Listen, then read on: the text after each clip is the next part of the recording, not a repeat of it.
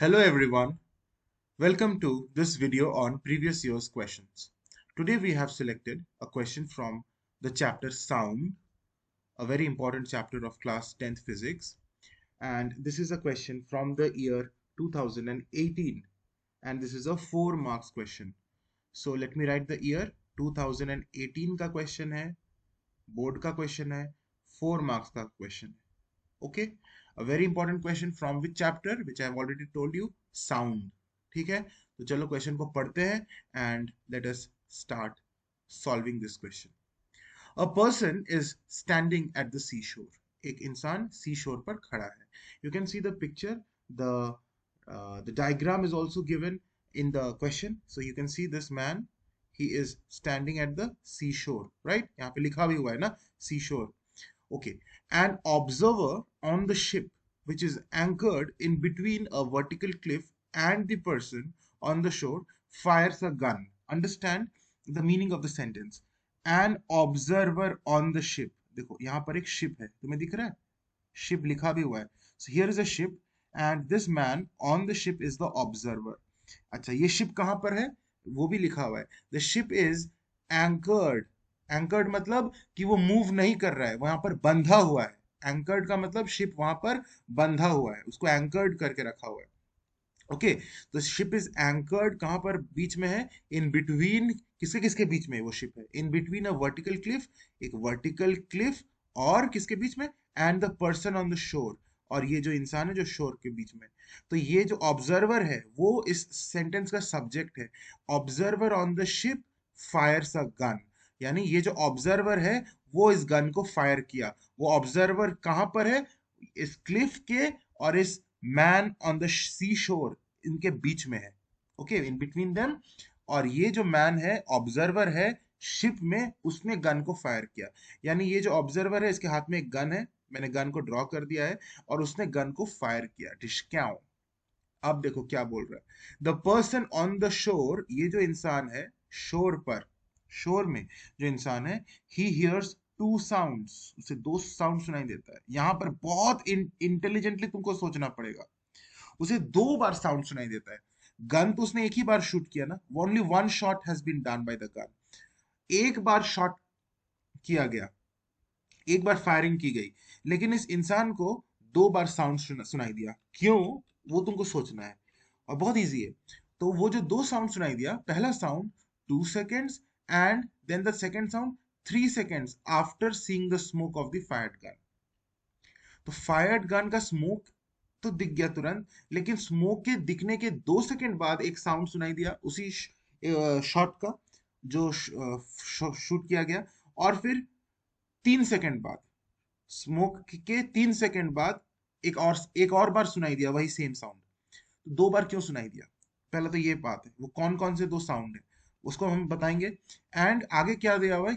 If the speed of the sound in air is 320 meter per second, this is the speed of the sound in air. ठीक है, अब हमें निकालना क्या है? The distance between the observer on the ship and the person on the shore. The person on the ship मतलब ये observer, और जो इंसान शोर में है उनके बीच में क्या डिस्टेंस है, इस डिस्टेंस को हमको निकालना है. ये जो इसको अगर हम डी से डिनोट करते हैं, the distance between the observer and the man on the शोर, that distance you have to calculate. Also we have to next calculate the distance between the cliff and the observer on the ship, यानी ये वाला distance Cliff से observer तक. मान लो इसको D dash बुला रहे हैं, तो एक बार मुझे डी निकालना है और दूसरी बार डी डैश निकालना है. ठीक है, लेकिन अब क्वेश्चन का मीनिंग हमें समझना पड़ेगा. You have to analyze the question. What are the two sounds that this man on the seashore hears? तो मैं तुम्हें अभी वो समझाता हूं. देखो, इस ऑब्जर्वर ने जब गन को शूट किया, तो वो जो ओरिजिनल शॉट का जो ओरिजिनल साउंड है, एको नहीं, ओरिजिनल साउंड, वो साउंड इस ऑब्जर्वर से आएगा, वो साउंड आएगा और इस मैन के कानों तक आएगा. Are you understanding my point? मैंने देखो रेड से वो एरो देकर तुम्हें शो किया है. मैं फिर से बना रहा हूं.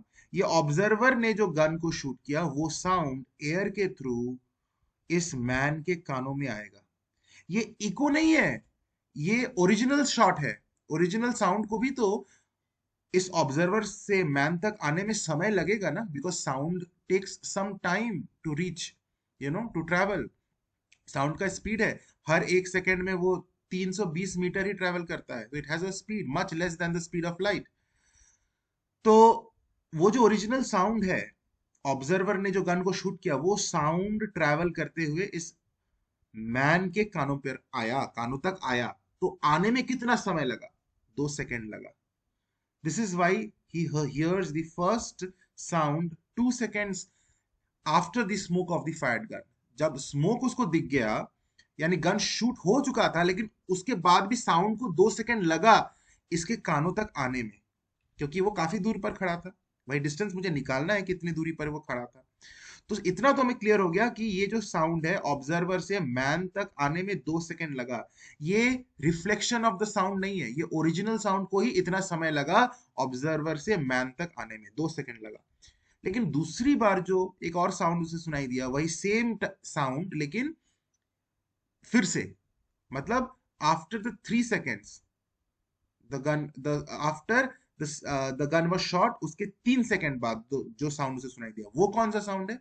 वो ये वाला साउंड है। देखो, ऑब्जर्वर से वो साउंड इस डायरेक्शन में भी आगे गया होगा और क्लिफ को हिट किया, फिर क्लिफ से रिफ्लेक्ट करके इस मैन के कानों में आया था। समझ में आया कौन सा साउंड है? दूसरी बार जो सुनाई दिया वो साउंड है, ये ऑब्जर्वर ने जो गन को शूट किया वो साउंड तो हर डायरेक्शन में फैल चुका था ना। तो पहली बार जो सुनाई दिया वो 2 सेकंड बाद जो सुनाई दिया वो था कि डायरेक्ट ऑब्जर्वर से मैन तक साउंड ट्रैवल किया, उसे 2 सेकंड लगा। ठीक है ना, ओरिजिनल साउंड। अब दूसरी बार जो साउंड उसे सुनाई दिया वो था कि वो साउंड जाके क्लिफ को हिट किया और वो रिफ्लेक्ट करके वापस आया और मैन के कानों तक गया, और इस प्रक्रिया में उसको 3 सेकंड लग गया। And that sound, the path of that sound I have shown with green colour. तो मैंने देखो रेड कलर से एक पाथ ऑफ द साउंड को शो किया है, ग्रीन कलर से दूसरे पाथ ऑफ द साउंड को शो किया है। What are these two sounds? Now you can easily understand. 2 second बाद जो साउंड सुनाई दिया वो है ऑब्जर्वर से मैन तक जो साउंड लगा ओरिजिनल साउंड को आने में, और जो दूसरी बार जो साउंड सुनाई दिया after 3 seconds, that is the echo, the reflected sound, which you can see the pathway. पहले ऑब्जर्वर से क्लिफ तक गया, क्लिफ से रिफ्लेक्ट होकर वापस आया और मैन तक पहुंचा, उस मैन के कानों तक पहुंचा। ठीक है, तो सबसे पहला जो हमको निकालना है क्वेश्चन क्या है? The distance between the observer and the ship. यानी हमें ऑब्जर्वर को, देखो ये वाला ऑब्जर्वर है ना, और ये है पर्सन ऑन द शोर। Observer on the ship and the person on the शोर, इनके बीच का क्या डिस्टेंस है वो निकालना है। यानी इस डिस्टेंस को हम ऐसे शो कर सकते हैं, इसको हम डी से डी मान लेते हैं। This distance we are talking about, this is the distance D, very clear from the figure. Observer से मैन तक का डिस्टेंस मुझे निकालना है, राइट? तो the distance between the observer on the ship and the person on the shore, ये distance हम निकाल रहे हैं डी। अब डिस्टेंस का फॉर्मूला तो सबको पता है, स्पीड इनटू टाइम। यही डिस्टेंस हम निकाल रहे हैं। डिस्टेंस का फॉर्मूला क्लास 6 का बच्चा को भी जाके पूछ दोगे, वो बोल देगा distance is speed into time. तो यही डिस्टेंस है ना, स्पीड इनटू टाइम। स्पीड कितना है साउंड का वो दिया हुआ है, 320 मीटर पर सेकेंड। और कितना टाइम लगा वो भी हमें दिया हुआ है, 2 सेकेंड लगा।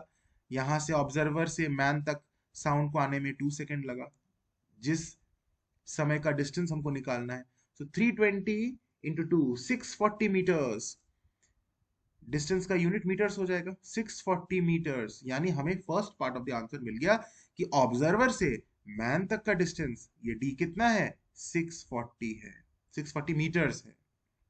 Very simple. First part of the question is understood by all those who are watching this video. It is very easy.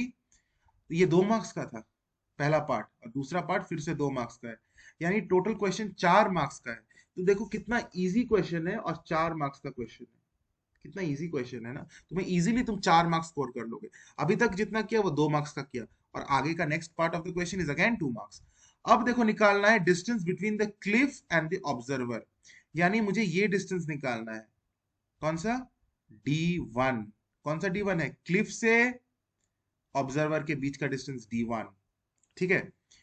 अच्छा, अब तुमको थोड़ा सोचना है कि हम भले D1 निकालेंगे, लेकिन ये जो ग्रीन कलर का जो मैंने path of the sound draw किया है ग्रीन कलर से, उस वेव को देखो, उस साउंड वेव का पाथ को देखो, जो ऑब्जर्वर से क्लिफ तक गया, फिर क्लिफ से मैन तक गया, उसमें टोटल डिस्टेंस कितना ट्रैवल हुआ? क्योंकि उस समय का टाइम तो हमको पता है ना, the time taken during this thing, ये तो मुझे पता है कि 3 सेकंड लगा, इसमें तो कोई डाउट नहीं है कि ये ऑब्जर्वर से क्लिफ तक गया, फिर क्लिफ से मैन तक आया साउंड, ऑब्जर्वर से क्लिफ तक गया और क्लिफ से इस मैन ऑन द शोर तक ये साउंड आया, और ये होने में 3 सेकंड लगा। तो ये 3 सेकंड का जो रास्ता साउंड ने ट्रेवल किया, वो पूरा रास्ता का लेंथ क्या है?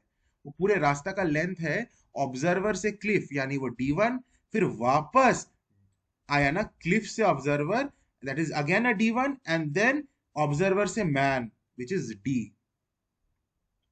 क्लियर? फिर से मैं एक बार समझाता हूं, मैं एक बार फिगर को नीट एंड क्लीन कर देता हूं ताकि तुम्हें समझ में आए। अब सिर्फ सिर्फ ग्रीन वाले पाथ को देखो। पहले साउंड ऑब्जर्वर से क्लिफ तक गया, यहां से क्लिफ तक गया, और ये डिस्टेंस को हमने D1 माना है।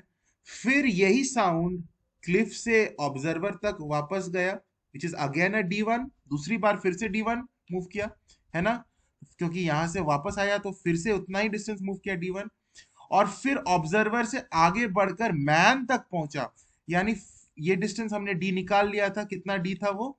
640, यानी प्लस 640, यानी D1 plus D1 plus 640, this is the total distance traveled by the sound in this case, in the second case.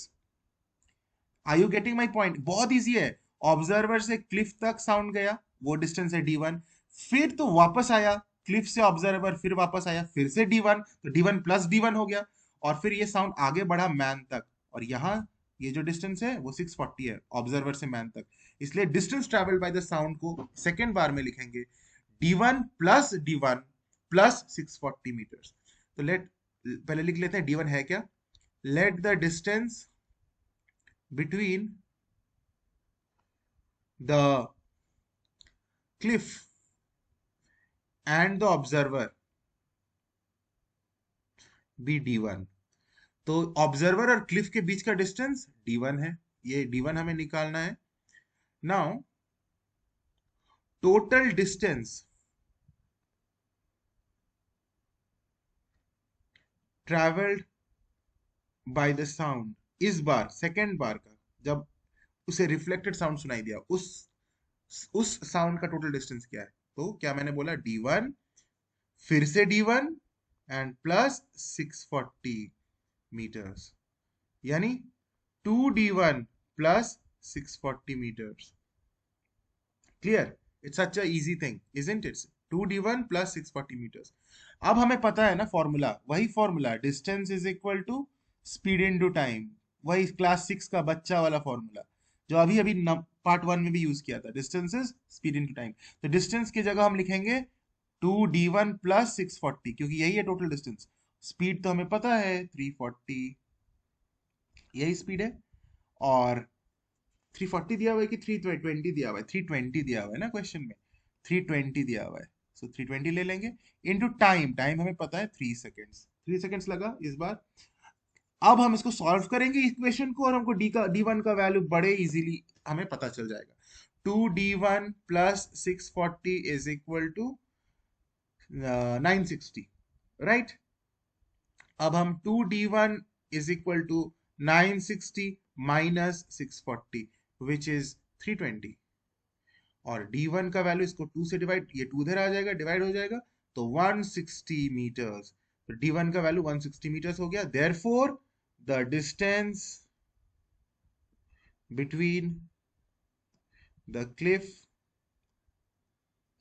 And the observer is 160 metres answer. तो दोनों पार्ट को हमने कितना इजीली कर लिया। ठीक है, तुम्हें अभी स्क्रीन पर वो प्लेलिस्ट दिख रहा होगा जिसमें हम प्रीवियस ईयर का क्वेश्चंस डिस्कस करें. You can click on that playlist and watch the different previous year questions that we are discussing almost every day. God bless you. Take care and subscribe to the channel if you don't want to miss any of these previous year questions. God bless you.